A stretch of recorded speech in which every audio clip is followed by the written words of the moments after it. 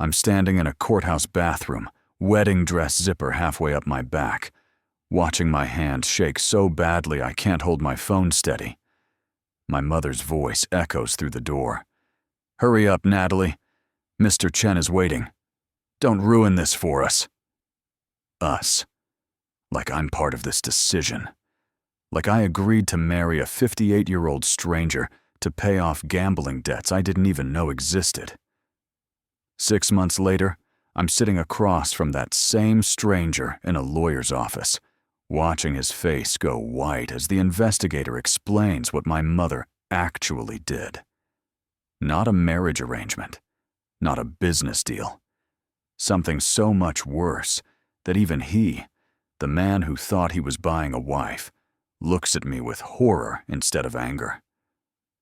Want to know how being sold by your own mother became the catalyst for the most satisfying revenge you've ever heard?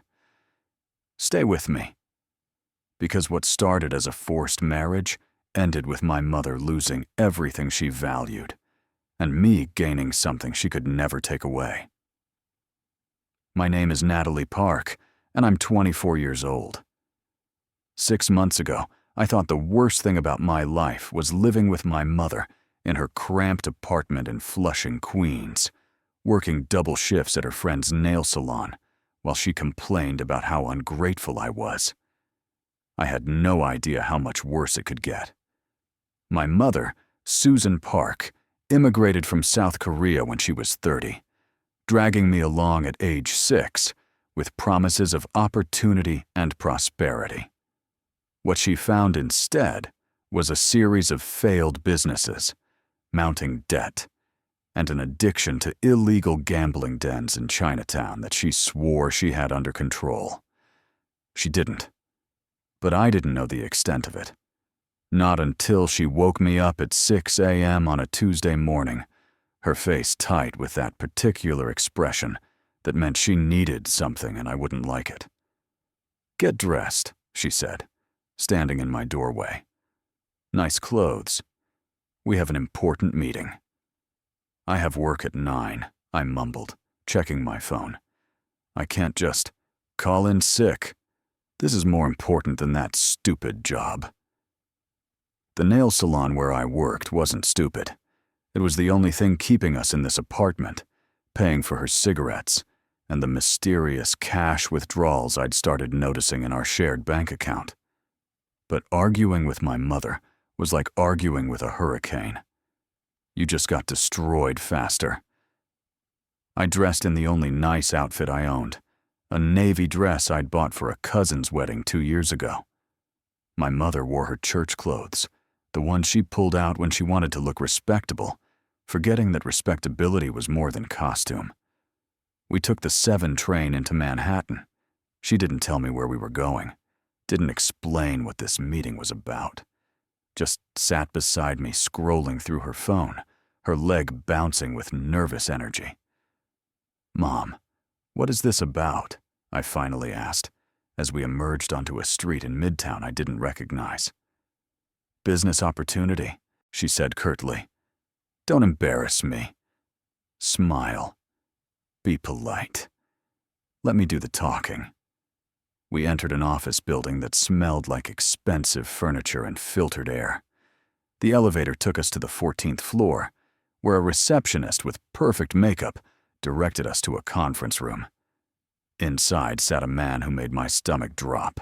He was old, not elderly, but old enough to be my father, maybe older. Late 50s, expensive suit, graying hair styled carefully to hide how much he'd lost. His watch probably cost more than 6 months of my rent. He stood when we entered, his eyes moving over me with an assessment that made my skin crawl. "Mrs. Park," he said, his accent heavy. "And this must be Natalie." My mother pushed me forward slightly. "Yes. My daughter. Beautiful. Yes. Smart. Hard worker." I was being presented like livestock. The realization came slowly, then all at once. "Please, sit." The man gestured to chairs across from him. A woman sat in the corner with a laptop, recording everything. I am David Chen. I've been discussing arrangements with your mother. Arrangements? I repeated, looking at my mother. What arrangements? My mother's hand clamped on my knee under the table, nails digging in, warning me to shut up. Your mother has explained your family situation, Mr. Chen continued. The financial difficulties, the need for stability. I am prepared to offer a solution that benefits everyone. I don't understand, I said, though I was starting to. Marriage, he said simply. A practical arrangement. I need a wife for immigration purposes. My visa situation is complicated. You need financial security. Your mother needs assistance with certain debts. We can help each other. The room tilted slightly. You want to marry me? It would be a business arrangement, he clarified. You would live in my home, maintain appearances. In exchange, your mother's debts would be cleared, and you would receive a monthly allowance. After 2 years, when my permanent residency is secured, we divorce amicably. You walk away with a settlement. Everyone benefits. I turned to my mother. You're selling me. Don't be dramatic, she hissed. This is an opportunity. Do you know how much money he's offering? Enough to clear everything.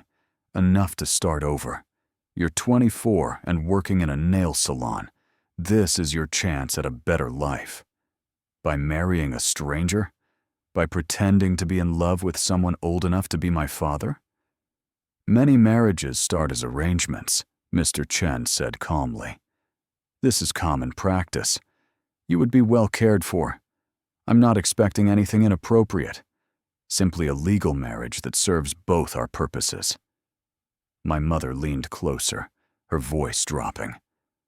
I owe $200,000, Natalie, to people who don't accept payment plans. Do you understand what happens if I can't pay? They come after everything, including you. This solves the problem. $200,000.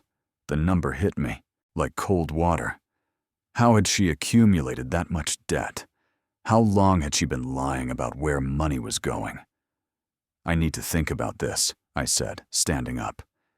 There's nothing to think about, my mother said. I already agreed. The contract is being drawn up. The wedding is in 2 weeks. You can't force me to marry someone. Can't I? Her voice went cold. You're living in my apartment, using my resources. I sacrificed everything for you, came to this country for your future, and now when I need you to help the family, you're being selfish? The familiar guilt settled over me like a weighted blanket. My mother's favorite weapon, obligation wrapped in sacrifice. I'd like to give you time to consider, Mr. Chen said, standing. This is a significant decision. Take a few days. Discuss it. I'll contact your mother next week for your answer. We left the office in silence. On the subway home, my mother finally spoke. This is happening, Natalie, with or without your cooperation. If you refuse, those men I owe money to will come after everything, including you. Is that what you want? To spend your life looking over your shoulder? You did this, I said quietly. You gambled away money we didn't have. You made this mess. Why should I fix it? Because I'm your mother. Because family takes care of family. Because in our culture, children honor their parents by helping when needed. Culture, honor, family. All the words she deployed when she wanted compliance. That night, I lay in bed, staring at my ceiling, my mind racing through impossible options. I could refuse. She couldn't actually force me to marry someone. But she could make my life unbearable. Could kick me out with nowhere to go, no savings, no plan. I could run, disappear. But where? With what money? My paychecks went into an account she had access to. I'd been supporting both of us for years, without saving anything for myself. I could call the police. And report what? That my mother owed illegal gambling debts? That would just make everything worse. For 3 days, I barely slept. I researched green card marriages, immigration fraud, what happened to people who got caught. The penalties were severe. But my mother seemed unconcerned, confident that Mr. Chen had lawyers who knew how to make everything look legitimate. On the 4th day, the men came to our apartment. They didn't knock, just opened the door with a key they shouldn't have had. 3 of them, dressed in casual clothes that somehow made them more threatening than suits would have. My mother's face went white. "Mrs. Park," the first one said, his English accented heavily. "You missed your payment." "I have it arranged," she said quickly. I told Mr. Wu, 2 weeks. I just need 2 weeks. 2 weeks is what we gave you last month, and the month before. We're tired of waiting." He walked through our apartment like he owned it, picking up our TV, examining our furniture, appraising everything with cold calculation. "This won't cover half of what you owe. What else do you have?" His eyes landed on me, standing frozen in the hallway. "Your daughter." He smiled, but it didn't reach his eyes. "Pretty girl. I'm sure we could find use for her if you can't pay." My mother stepped between us. "She's getting married, to David Chen. He's clearing my debt as part of the arrangement. Check with him. It's all arranged." The man pulled out his phone, made a call, spoke rapidly in Cantonese. After a tense 2 minutes, he nodded. "Mr. Chen confirms the arrangement. You have until the wedding date. If this marriage doesn't happen, Mrs. Park, we take everything, including her." They left. My mother collapsed into a chair, shaking. I stood in the hallway, understanding finally crystallizing into something sharp and clear. This wasn't about helping family. This wasn't about honor or obligation.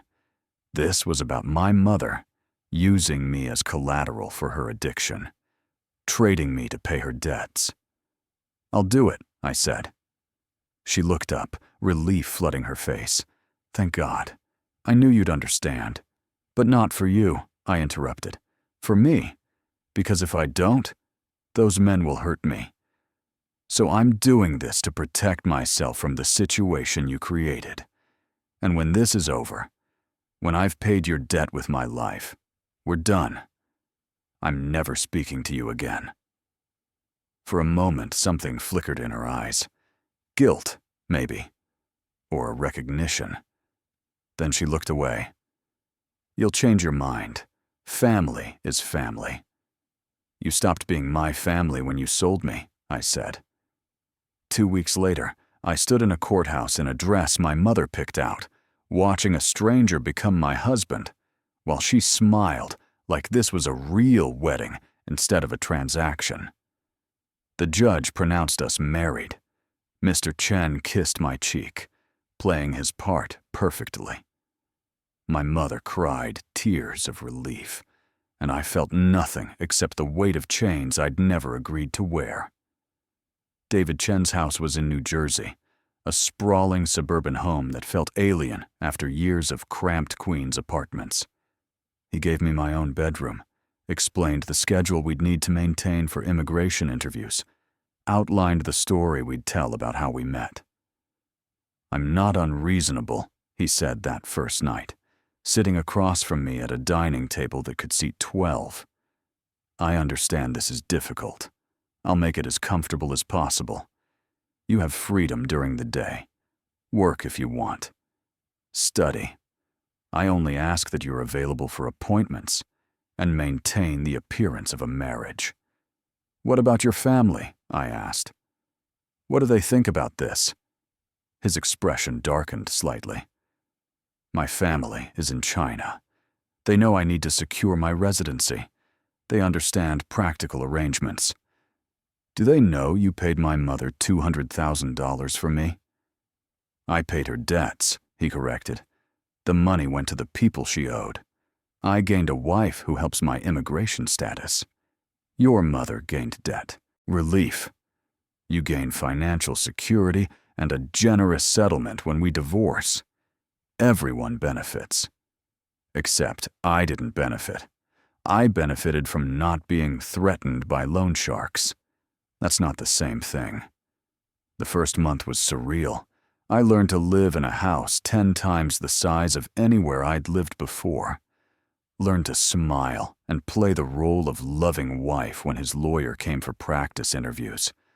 Learned to respond to his touch, his arm around my waist, his hand holding mine, without flinching visibly.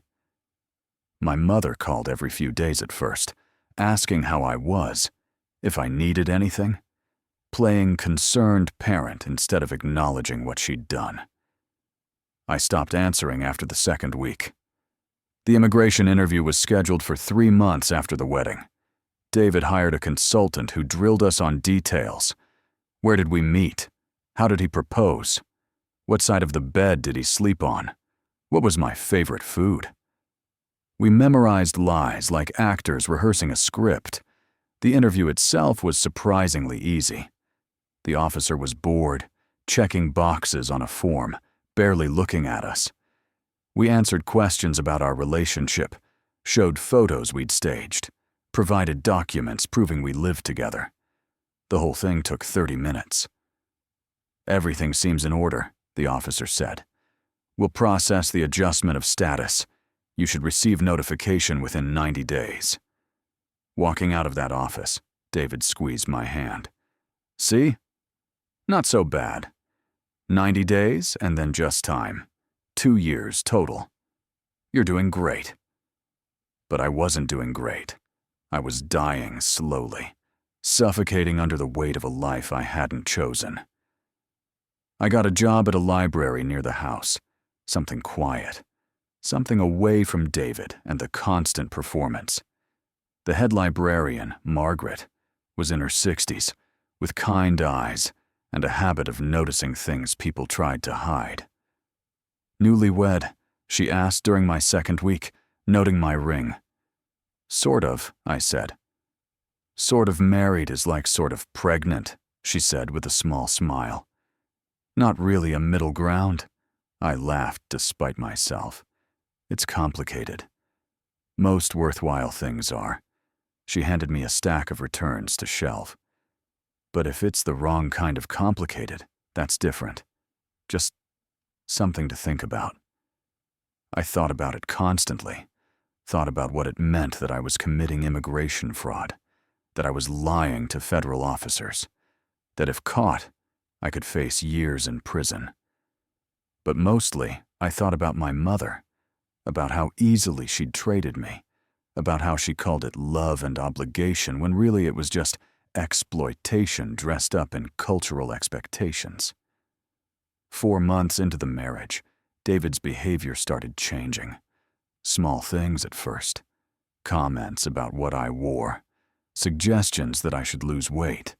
That immigration officers would notice if I wasn't taking care of myself. Questions about where I'd been, who I'd talked to, why I needed to work when he provided everything. "I'm not actually your wife," I said one evening when he questioned why I'd stayed late at the library. "Legally, you are," he replied.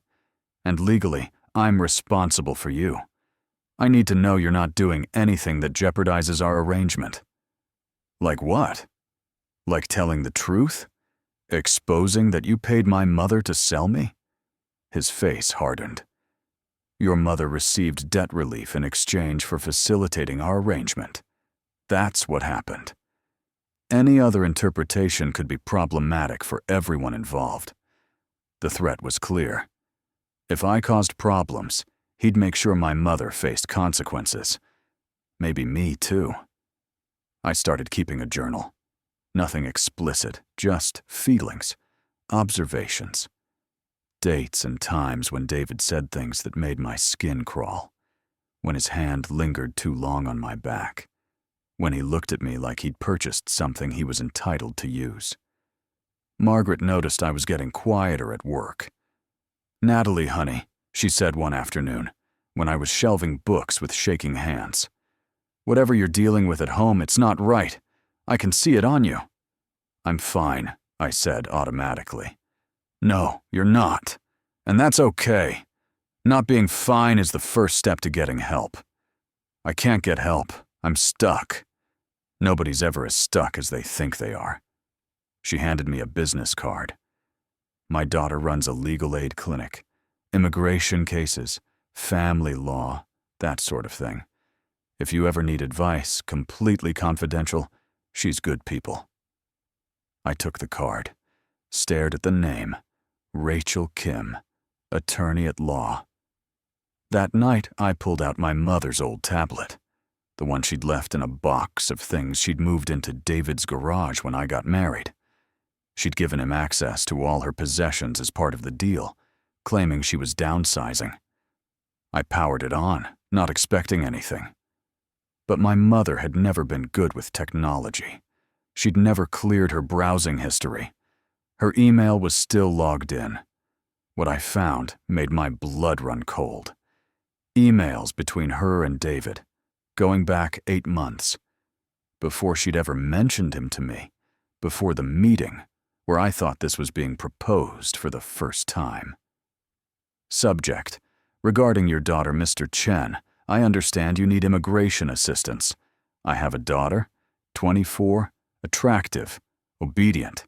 She has no boyfriend, no complications. I can arrange a marriage if the price is right. I owe significant money and need to settle quickly. Susan Park."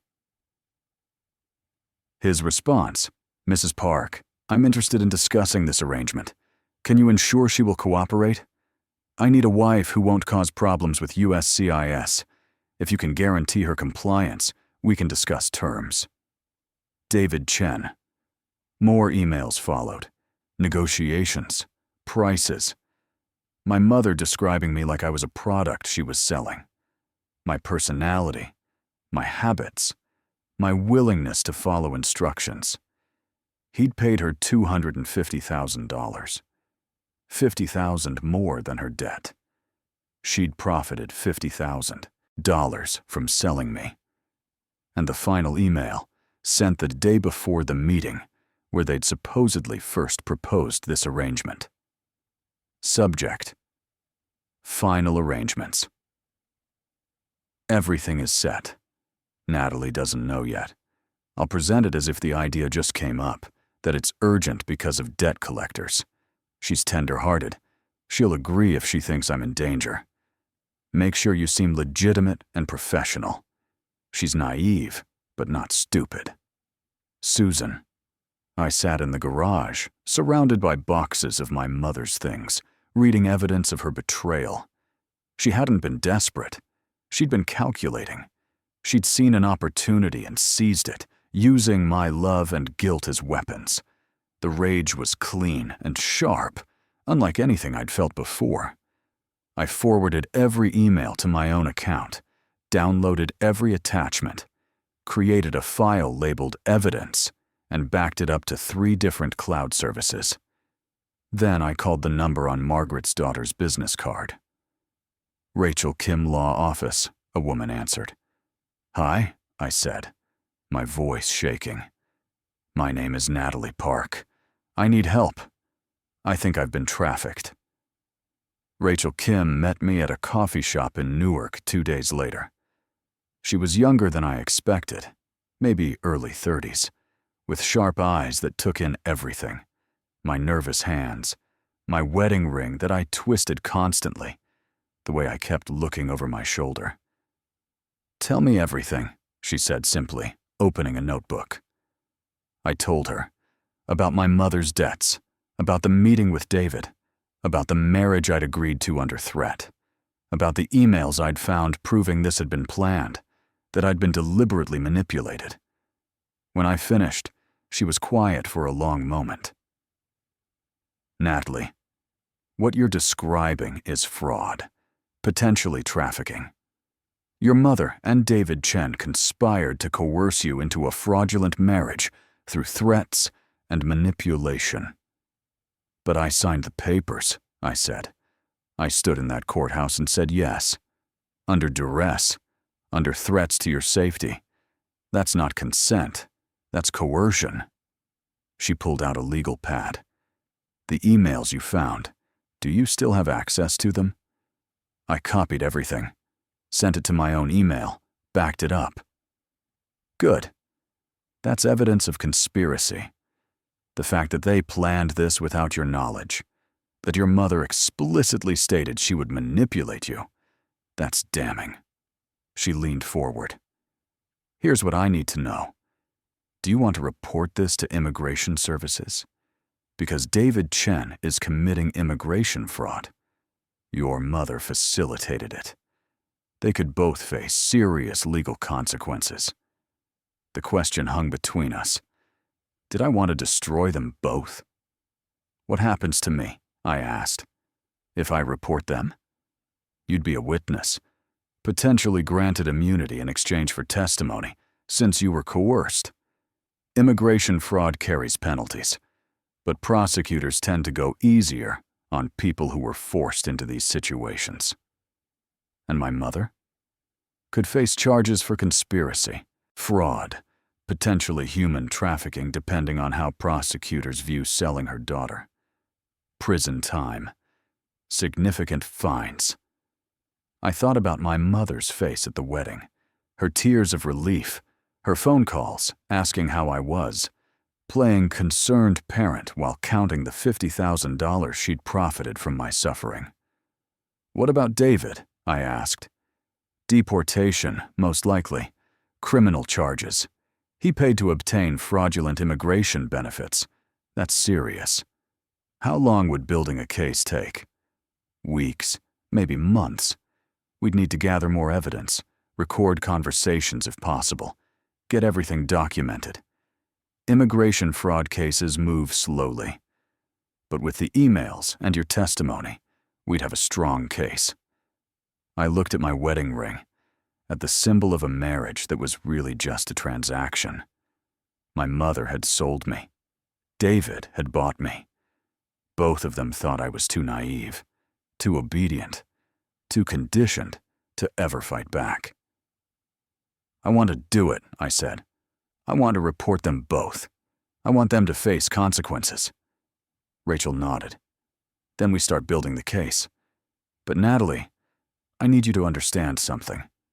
This won't be easy. They'll fight back. Your mother especially. She'll try to manipulate you, guilt you, make you question whether you're doing the right thing. I know, I said. I've been questioning it my whole life. I'm done questioning. The next 3 weeks were a master class in documentation.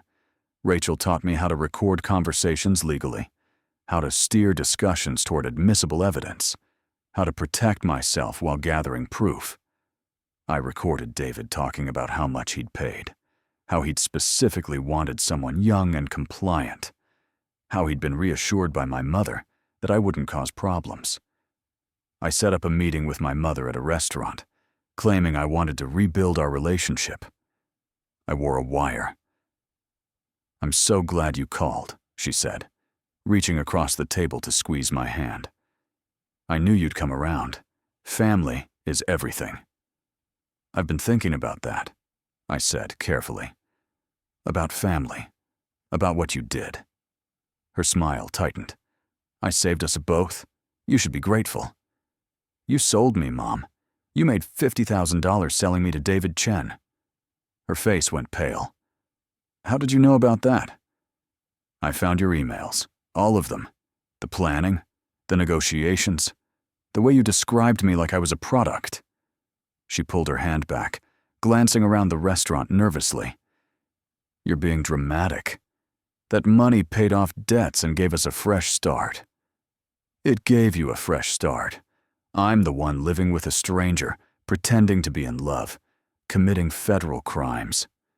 "Federal crimes?" She laughed, but it came out strangled. "You think you're so smart now. You think you can judge me. I did what I had to do to survive. You profited. $50,000 profit after the debts were paid. You made money selling your daughter." "I earned that money," she hissed, leaning forward. Do you know what I sacrificed? Coming to this country, raising you alone, working terrible jobs. That money was compensation for 24 years of putting you first. You never put me first. You put yourself first and convinced me it was love. She stood up abruptly. If you're so unhappy, divorce him. Leave. But don't come crying to me when those men come back looking for payment, because I'll tell them exactly where to find you. Are you threatening me? I'm reminding you that you're in this too. You signed the papers. You lied to immigration officers. If this arrangement falls apart, we all go down. So maybe think about that before you get self-righteous. She left me sitting there, the recorder in my purse capturing every word. Rachel listened to the recording twice. This is gold.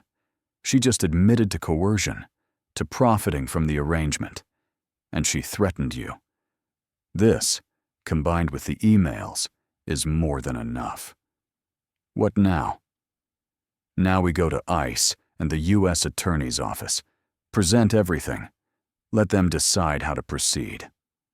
The meeting with federal investigators happened in a bland office building in Manhattan. 2 ICE agents, a prosecutor from the U.S. Attorney's Office, and Rachel sitting beside me as I walked them through everything. I showed them the emails, played the recordings, explained how I'd been threatened, manipulated, coerced into a marriage I never wanted. The lead investigator, a woman named Agent Torres, took notes without expression. When I finished, she looked at the prosecutor. "This is clear fraud," she said. "Marriage fraud, conspiracy, potentially trafficking given the coercion and financial transaction." "Agreed," the prosecutor said. He was younger than I expected, intense eyes behind wire-rimmed glasses. "Ms. Park, are you willing to testify against both your mother and Mr. Chen?" "Yes." "Even knowing your mother could face significant prison time?" I thought about the little girl who'd crossed an ocean believing her mother's promises, the teenager who'd worked to support them both, the young woman who'd been sold like property. "Especially knowing that," I said. They moved faster than I expected. Within a week, they had warrants. David was arrested at his office, charged with marriage fraud and conspiracy. My mother was arrested at her apartment, charged with conspiracy, fraud, and under a new federal statute, human trafficking. I wasn't there for either arrest. Rachel advised me to stay away, let the process unfold. But I heard about it through David's lawyer, who called demanding I recant my statement. "You're destroying a good man's life over a misunderstanding," he said. "He bought me," I replied. "That's not a misunderstanding. That's a crime." My mother called from jail. I let it go to voicemail. She called 17 more times over the next 3 days. I listened to each message once, then saved them as evidence. The messages evolved from angry to pleading to threatening. Message 3. "You ungrateful bitch. After everything I did for you, you're destroying your own mother." Message 7. "Please, Natalie, I'm your mother. I made mistakes, but I love you. Family forgives family. Please drop the charges." Message 15. "You're going to regret this. Everyone will know what kind of daughter you are. What kind of person turns on their own mother." Message 17. "Fine. You want to play this game? I'll tell them everything. How you knew from the beginning. How you helped plan it. You think you're innocent? I'll make sure everyone knows the truth." I forwarded all 17 messages to the prosecutor. The preliminary hearings were scheduled 2 months after their arrests. David posted bail, house arrest with an ankle monitor. My mother couldn't make bail. Her $50,000 profit had already been seized as proceeds of crime. Rachel prepared me for testimony, what questions to expect, how to stay calm under cross-examination, how to handle seeing them both in the courtroom. "They'll try to make you the villain," she warned. David's lawyer will paint you as a willing participant who got cold feet. Your mother will claim you knew everything, that you're lying to avoid your own consequences. Are you ready for that?" "I have the emails," I said. "I have the recordings. I have the evidence. They can say whatever they want." The courtroom was smaller than I expected. Wood paneling and fluorescent lights, and the smell of old paper. David sat at the defense table in an expensive suit, looking smaller somehow, diminished. My mother sat at a separate table, her public defender looking overwhelmed by the case. She'd lost weight in jail, her face gaunt, but her eyes were hard when they met mine. I took the stand, wearing a simple gray dress, my hair pulled back, hands folded in my lap. The prosecutor, James Chen, no relation to David, led me through my testimony. "Ms. Park, can you tell the court how this marriage came about?" I told them everything. The threat from loan sharks, the meeting I'd thought was a business opportunity, the coercion, finding the emails that proved it had all been planned. "And what did you understand about this arrangement?" he asked. "That I was being traded to pay my mother's debts. That if I didn't agree, both of us would be hurt. I wasn't choosing to marry David Chen. I was choosing not to be hurt." David's lawyer stood for cross-examination. He was older, experienced, with a voice that carried rehearsed sympathy. "Ms. Park, isn't it true that you willingly participated in marriage interviews? That you answered questions designed to verify the legitimacy of your marriage without revealing any coercion?" I was afraid. Of immigration officers, of David, of what would happen if I told the truth. "But you signed legal documents stating the marriage was genuine, under duress. Ms. Park, you've accused your mother of selling you, but isn't it true that you stood to benefit from this arrangement? That you received a monthly allowance, lived in a nice home, had opportunities you wouldn't have had otherwise?" "I received those things in exchange for my freedom. That's not benefit. That's payment for services rendered." He tried several more angles, but the emails were damning. My mother's own words describing how she'd manipulate me. David's agreement to pay for guaranteed compliance. When my mother's lawyer cross-examined, she took a different approach.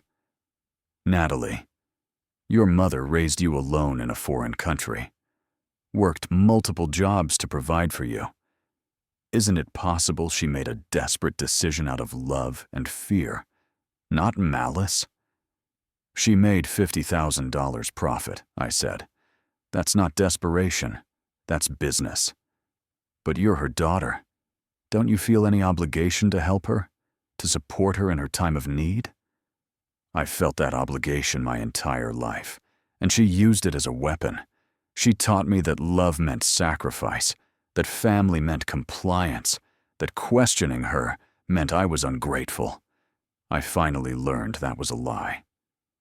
The lawyer paused, then played her final card. "Ms. Park, if your testimony leads to your mother's conviction, she could face 10 years in prison. Can you live with that?" I looked at my mother. Really looked at her for the first time since entering the courtroom. She stared back, her expression pleading now instead of angry, playing the role of wronged parent, hoping I'd break. "My mother made choices," I said quietly. "She chose to gamble away money she didn't have. She chose to see me as a solution instead of a person. She chose to profit from my suffering. Those choices led her here, not me. She did this to herself." The courtroom was silent. The judge, an older woman with kind eyes that had probably seen everything, made a note. "Thank you, Ms. Park. You may step down." I walked past my mother's table. She reached out as I passed, tried to grab my arm. "Natalie, please. I'm your mother." I pulled away and kept walking. The trial took 3 weeks. Prosecutors presented the emails, The recordings, testimony from the loan sharks who'd threatened us, both men who'd been granted immunity in exchange for their cooperation, financial records showing the payments, immigration documents proving the fraud. David's defense tried to argue he'd been deceived, that he'd believed this was a legitimate arranged marriage, common in his culture. But the emails showed he'd specifically requested someone obedient and compliant, that he'd known my mother was coercing me. My mother's defense was more desperate. She claimed she'd been protecting me, that the loan sharks would have killed us both, that everything she'd done was out of maternal love. The prosecutor's rebuttal was simple. If this was about protection, why did she profit $50,000? Why did she describe her daughter like a product she was selling? Why did she plan this months in advance, before any immediate threat existed? The jury deliberated for 6 hours, guilty on all counts for both defendants. I wasn't in the courtroom when the verdict was read. Rachel called me at the library where I'd been trying to work, trying to pretend my entire life wasn't being decided in a building across the river. "It's over," she said. "They're both convicted. Sentencing is in 4 weeks." I sat down in the stacks, surrounded by books, and cried. Not from happiness exactly, from relief, from the overwhelming weight of finally being believed. Margaret found me 20 minutes later, still sitting on the floor, mascara streaking my face. "Oh, honey," she said, sitting beside me. "Good news or bad news?" "Both," I said. "They were convicted, my mother and David. Both guilty." "Then why are you crying?" "Because she's my mother, and even though I hate her, even though she sold me, part of me still hoped. I don't know what I hoped for. That she'd take responsibility, that she'd say she was sorry, that she'd be the mother I needed instead of the one I got." Margaret put her arm around me. "The hardest thing about toxic parents is that we keep hoping they'll become who we need them to be. But at some point, we have to accept who they actually are." Sentencing day arrived with unseasonable warmth for October. I wore my navy dress again, the same one I'd worn to that first meeting with David, a reminder of where I'd started. David was sentenced first, 5 years in federal prison, followed by deportation. His lawyer argued for leniency, pointing to his previously clean record, his contributions to the community. But the judge was unmoved. "Mr. Chen, you purchased a human being," she said. "You may have called it an arrangement, but the evidence shows you knowingly coerced a young woman into a fraudulent marriage for your benefit." 5 years. My mother was next. Her lawyer argued for probation, house arrest, anything but prison, pointed to her age, her health issues, her status as a single mother who'd made a desperate mistake. The prosecutor stood. "Your Honor, Susan Park didn't make a desperate mistake. She planned this for months. She negotiated her daughter's sale like a business transaction. She profited from that sale. And when confronted, she threatened her daughter multiple times. This wasn't desperation. This was exploitation." The judge reviewed her notes. Then she looked at my mother. "Mrs. Park, I've presided over many cases of immigration fraud. What distinguishes yours is the complete betrayal of parental duty. You were supposed to protect your daughter. Instead, you sold her. 8 years in federal prison." My mother's scream echoed through the courtroom. "No, please! Natalie, tell them! Tell them I was trying to protect you!" I sat in the gallery, hands folded in my lap, and said nothing. Security escorted her out, still screaming. David left quietly, his expensive lawyer, already filing appeal paperwork that Rachel assured me would go nowhere. Outside the courthouse, reporters waited. The case had attracted media attention, the mother who sold her daughter angle too sensational to ignore. Rachel fielded most questions, but one reporter called out directly to me. "Ms. Park, how do you feel knowing your testimony put your mother in prison?" I stopped, turned, looked directly into the camera. My mother put herself in prison? I just told the truth. And I hope my story helps other people recognize when family obligations become exploitation. Love doesn't manipulate. Love doesn't coerce. Love doesn't sell you to the highest bidder. That soundbite played on evening news across the city. The annulment of my marriage to David was processed within a month. I was free. Legally. Finally. But freedom was complicated. I had no job. David's arrest had made me somewhat notorious, and the library had to let me go due to the media attention. I had no apartment, having lived with David for nearly 8 months. I had no family. My mother was in prison. My father had disappeared when I was 6. I had cousins who'd stopped speaking to me after the trial, angry that I'd destroyed the family. What I did have was evidence of trauma, a compelling victim story, and a lawyer who was willing to help me rebuild. Rachel connected me with a victims' compensation fund, with immigration attorneys who helped solidify my legal status independent of the fraudulent marriage, with therapists who specialized in familial abuse and trafficking trauma. Slowly, piece by piece, I started building something new. I found a studio apartment in Brooklyn, tiny but mine. Got a job at a bookstore where the owner had read about my case and offered me a position without me even applying. Started therapy twice a week, unpacking 24 years of manipulation and guilt. And I started writing. Not just my journal anymore, but articles, essays, a blog about recognizing coercive control, about the way culture and family can be weaponized, about the difference between obligation and abuse. The blog found an audience, people who'd been manipulated by parents, people who'd been forced into marriages, people who'd been told that questioning family made them ungrateful. A literary agent reached out after reading my blog. "Have you considered writing a book?" I hadn't, but the idea took root.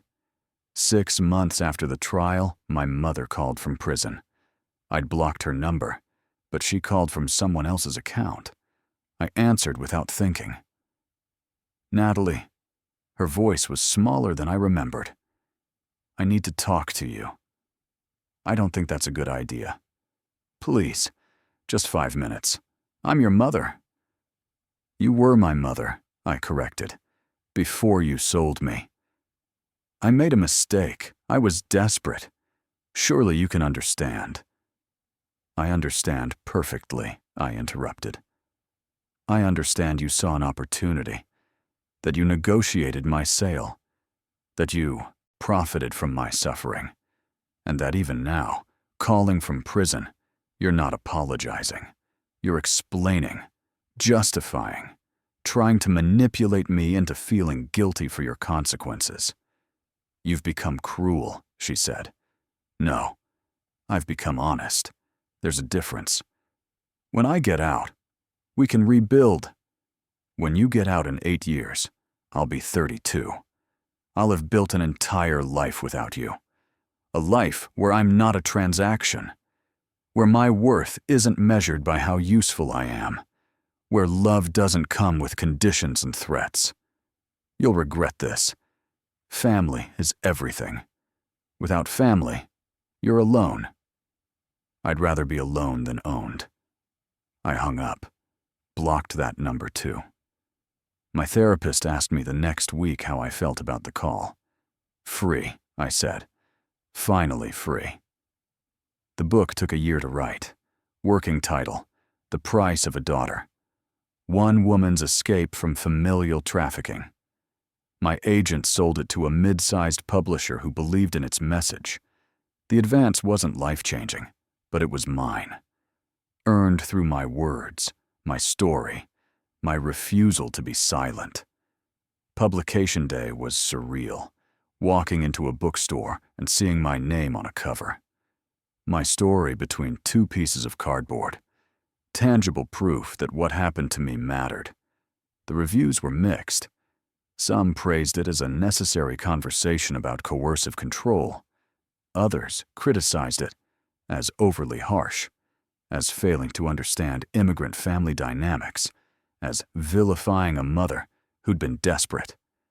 I read the criticism and felt nothing. They didn't know what I knew, hadn't lived what I'd lived.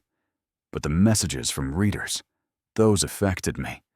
Emails from daughters who recognized their own mothers in mine. From sons who'd been sold to pay family debts. From people who'd spent their lives believing their exploitation was love. "You gave me permission to walk away," one woman wrote. "I thought I was a bad daughter. Now I understand I was just a daughter treated badly."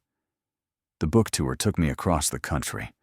Libraries, bookstores, women's centers, telling my story over and over until it became something separate from me, something that belonged to everyone who needed it. In Denver, a woman in her 40s approached me after an event. "My mother did something similar," she said.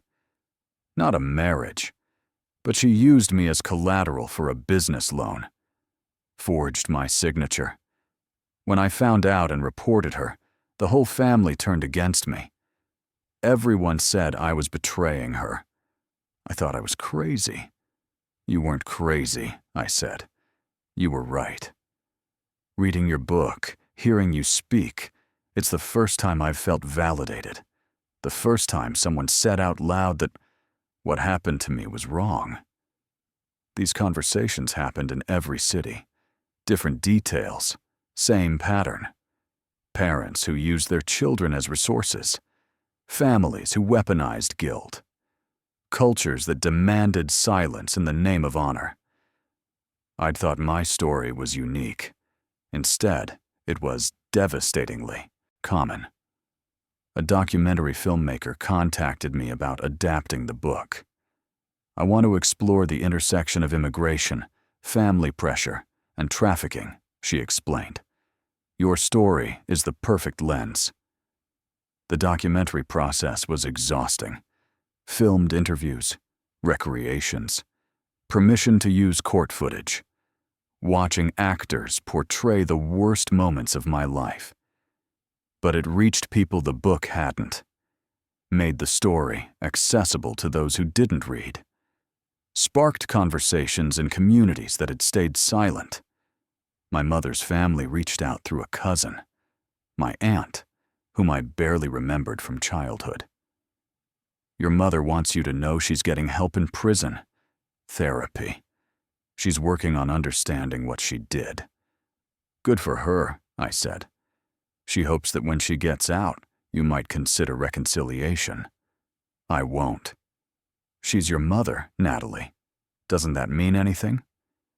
"It means she had more responsibility than anyone to protect me, and she chose profit instead. That means everything." The cousin didn't contact me again.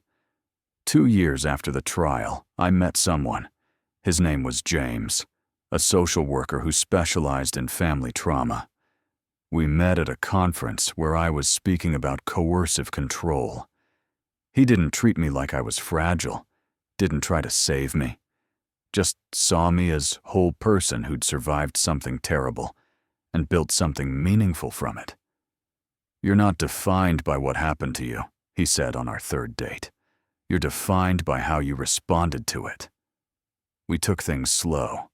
I'd learned that rushing led to mistakes, that vetting people mattered, that trust was earned, not owed.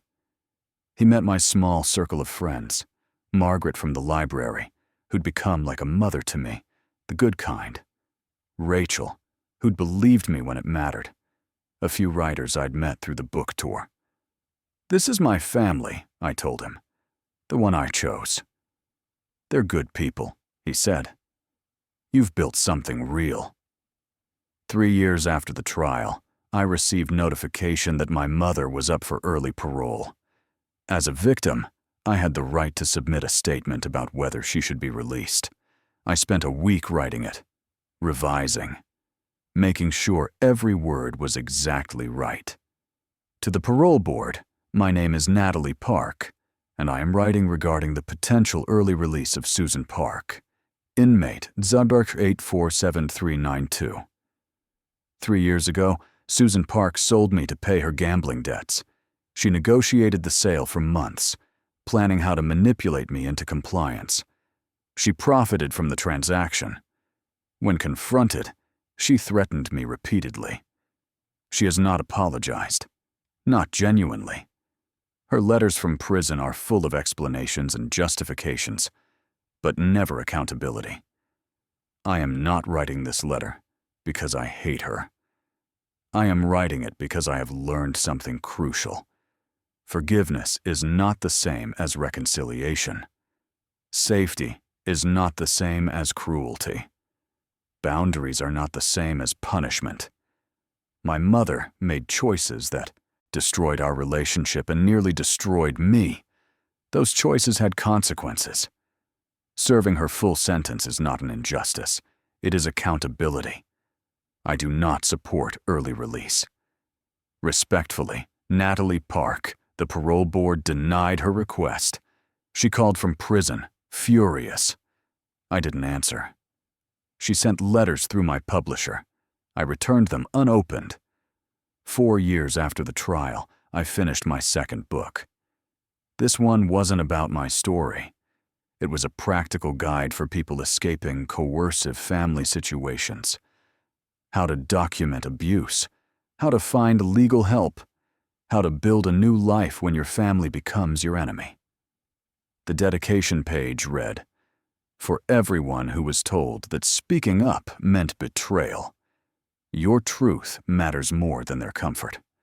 On the 5-year anniversary of my forced marriage, I hosted a gathering. Not a celebration, but a remembrance. Margaret, Rachel, James, a few friends from my writing group. We sat in my small apartment, now filled with books and art and things I'd chosen, and I thanked them. You gave me what my mother couldn't," I said. You saw me as a person instead of a resource. You helped me build a life where I'm free." Margaret raised her glass. "To freedom, and to chosen family." We drank to that. That night, James and I walked through Brooklyn, the city lights reflecting off wet pavement from an earlier rain. "Do you ever regret it?" he asked. "Testifying against her?" Sometimes I see clients struggle with that guilt, even when they did the right thing. I used to, I admitted. But I've learned something. Guilt is what they program into you. It's a control mechanism. Real remorse feels different. Real remorse doesn't center your needs over someone else's suffering. Your mother taught you that? No. My mother taught me what guilt looks like when it's weaponized. Life taught me what actual love looks like. There's a difference. We walked in comfortable silence, his hand in mine. No pressure. No conditions. Just presence. This is what I learned. Some people will spend your whole life convincing you that their needs matter more than your safety.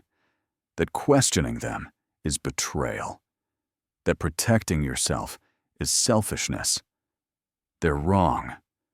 My mother sits in prison, probably still believing she was the victim. Still certain that if I'd just been more obedient, more understanding, more willing to sacrifice myself, everything would have been fine. She's right about that last part. If I'd stayed silent, stayed compliant, stayed in the marriage I was forced into, she'd be free and comfortable on the $50,000 she made selling me. But I wouldn't be free. I'd be owned. And I'd rather be free and orphaned than owned and called daughter. My mother was released after serving 6 years, 2 years early for good behavior. I received notification but didn't attend her release hearing. She moved to California, where a cousin had offered her a room. I heard she got a job in a laundromat, that she attends court-mandated therapy, that she's joined a Korean church where she tells people her daughter abandoned her. Maybe she believes that version. Maybe it's easier than accepting what she actually did. I don't know, and I don't ask. I've built walls where there used to be bridges, and I maintain them carefully. Last month, she tried to contact me through my publisher. The letter said she'd read my books, that she understands now what she did wrong, that she hopes someday I can forgive her. The letter never mentioned the $50,000, never mentioned the months of planning, never mentioned that she'd described me like merchandise in those emails. It was an apology that apologized for nothing specific, a confession that confessed no actual wrongdoing, an explanation that centered her feelings over my trauma. I didn't respond.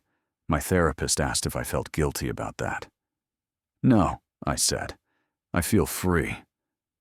Because that's what I learned through all of this. Freedom isn't the absence of family. Freedom is the presence of choice. The ability to decide who gets access to you, who earns your trust, who deserves your love.